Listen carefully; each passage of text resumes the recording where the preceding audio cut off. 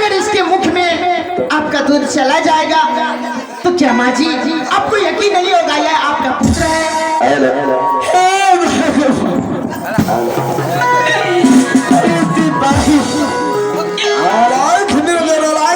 मेरी बहू क्या बोल रही है? बाबा अरे बबुआ ये क्या भिक्षा मिलेगा कि नहीं? तोरा भिक्षो मिलता हाँ। मुर्गा भात खाओल मिलता आवाज में पिछला कचरी भात के क्या कचरी भात हाँ वो चलेगा तुरंत भैया तोरा घाटा लग गया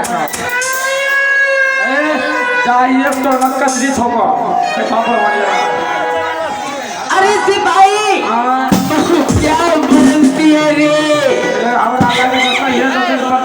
जानती हो सिपाही माँ बोलती है कि इसे आंखों पे 7 पट्टियां बांध के बिल्कुल भगवान 7 कपड़े ढांक करके अपने आस्थान से दूध सिया दूध बहाते हुए दीजिए।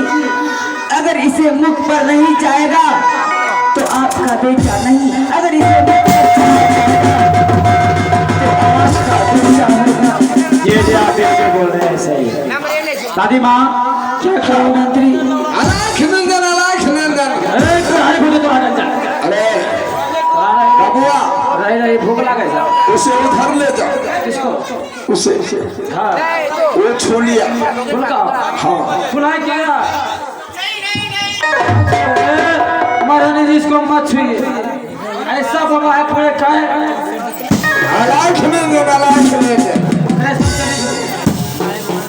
अरे सिपाही बिल्कुल अभी मैं व्यवस्था कर रहा हूँ 7 पार्टी ठीक है सिपाही जल्द से जल्द जाओ 7 कपड़ा व्यवस्था कीजिए। बिल्कुल तैयार कर रहा हूँ। ठीक है मंत्री। नगरी